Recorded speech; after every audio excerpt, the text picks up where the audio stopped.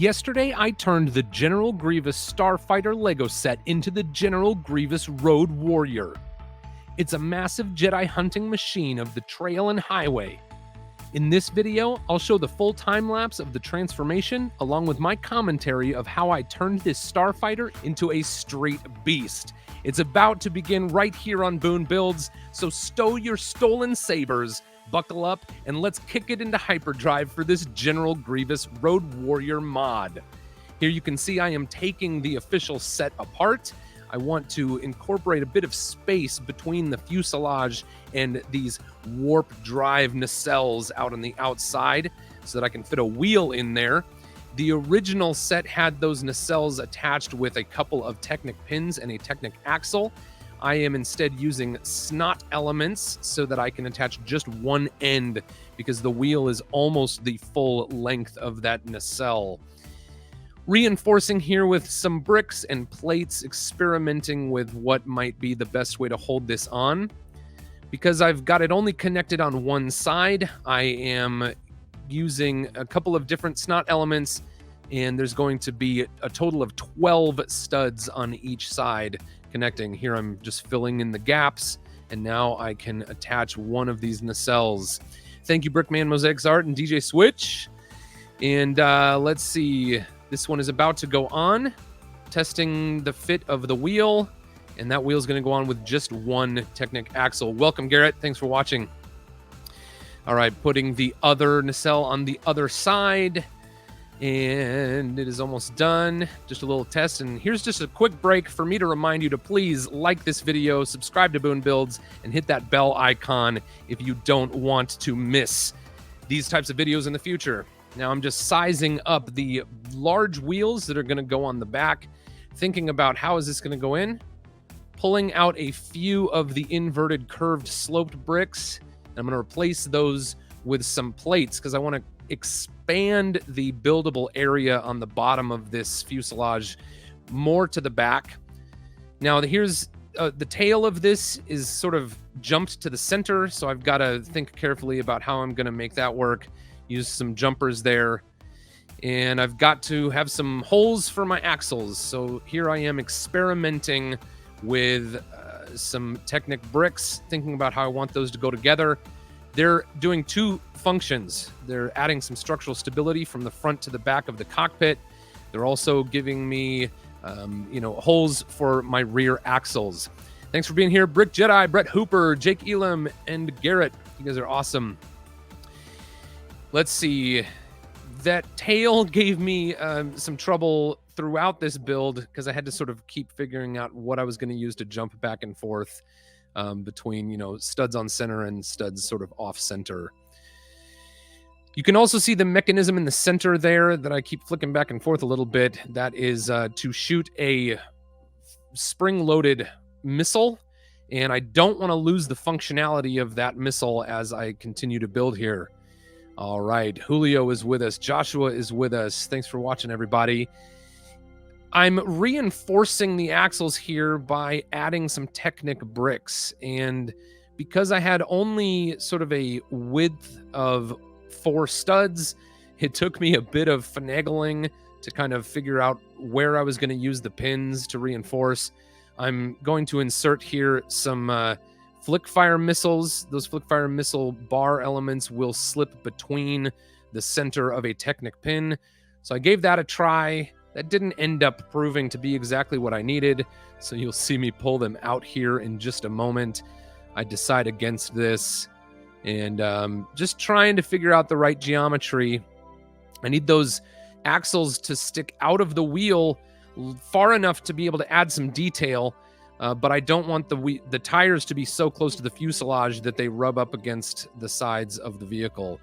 So here I'm homing in on the final Technic brick assortment there, capping it all off with a couple of different curved and wedge plates.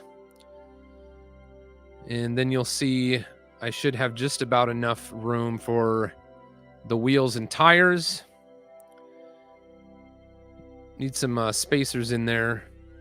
I'm almost always running out of the 1/2 Technic bushing. So in this case, you see I use the spacer. It's like a sleeve, and that's a 1 full width. And then I go ahead and throw in, I think, a couple of little half-width lift arms. Oh, yeah, but I had, I believe, 8 long Technic axles in there, and I replaced them with the Technic axles that have a stopper at one end, and then I sort of filled in the gap with a purple brick there. That just gave me 1 extra stud length to reach out from the inside of the wheels there, so that I've got enough room to put on some sort of hub, and build the hub out of a 6x6 round plate with a few layers there. That's good enough for me. Fazoom says, I'm impressed how you keep the table fairly clean. I'd have a layer of reject bricks by now. Oh yeah, I've got some, but I don't know. I'm kind of trusting myself with what I need and what I want to use, so not a whole lot of extra. Those rear wheels are huge, and I only had them in yellow, so I wanted to apply those yellow tiles with the caution striping up there, just kind of balance out the yellow.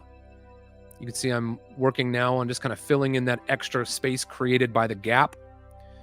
And now I'm building up a little bit of a platform at the back of the fuselage because I want to add some more cool stuff back there. At this point in the build, I'm trying a blower, like a big engine kind of sticking out of the front.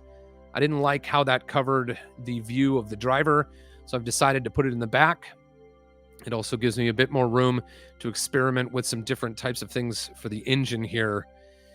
And, you know, a lot of this is just trial and error. I'm sure you all understand this. So much of what I do in my Lego mock and mod designing is just kind of on the fly trial and error. I definitely want a big engine with some cylinder looking things here. Again, messing around with that tail and just figuring out exactly how I want it to go with the use of some jumpers to make it all even out. Welcome, Matthew Builds Bricks. Thanks for watching. Just working out this platform. It ended up being 1 stud low, or actually 1 plate low, so I had to put an extra plate in there.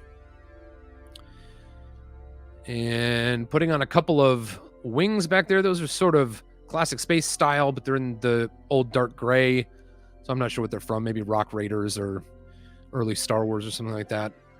Putting together some kind of cylinder. I don't know if those are supposed to look like cylinders or heads, or I just wanted it to look something like an engine. Building up a little spot in the middle that I can attach those to. Again, a lot of trial and error with this. You'll see I change it even one more time after here because I get them on too high. So I put in some spacers to allow that V shape to sort of drift down on each side.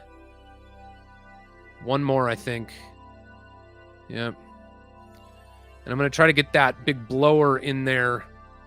But I didn't want it on top, so I'm trying to create some space at the front. And you'll see that happens almost here. I messed around with this quite a bit just to get the geometry exactly the way I wanted it.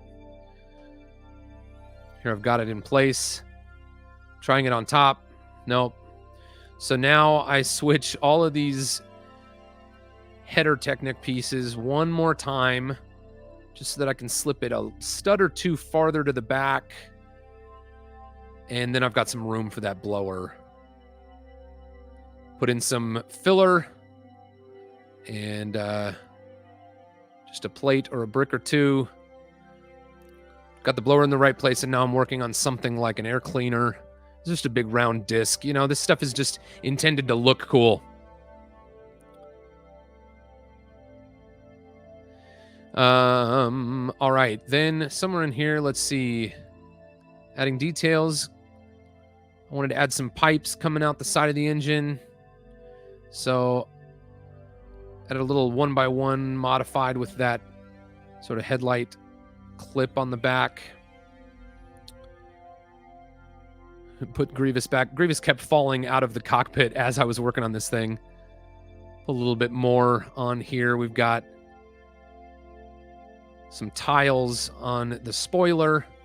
I'm going to finish that underneath. Yeah, there. See, Grievous just took another dive out of the cockpit. Finish that off with some inverted, sloped, curved bricks. And I think I just want sort of one booster coming out of the back there with some flame. All right, this is getting pretty close. Just a little bit of added detail for the engine here.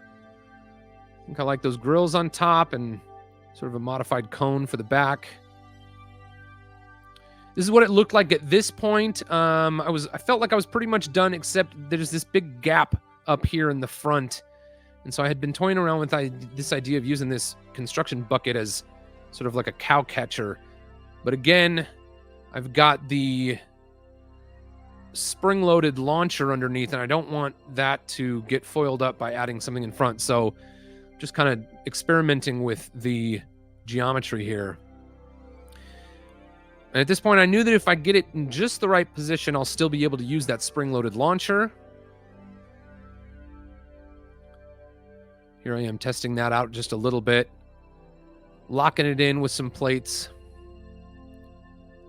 And then it takes just another few moments here to kind of figure out the right geometry so that thing is pointed exactly the way I want it to and is still not obstructing the pathway of that spring-loaded missile. Garrett says, Boone Builds, I love the build. Maybe you should do more. Lego is peaceful to me to build with. Thank you very much, Garrett. Appreciate that. And just adding a brick and some plates to lock that in, and that is the position that I liked it. The flick fire still works, and there it is. Thank you very much, Monica Berry, Garrett, Brett, Brickman. Thanks a lot for Zoom. Thanks, Joshua. You're all awesome. Please, again, like this video, subscribe, and click that bell icon so that you get notified about these videos in the future. Thank you so much for watching, and until next time, go build something amazing.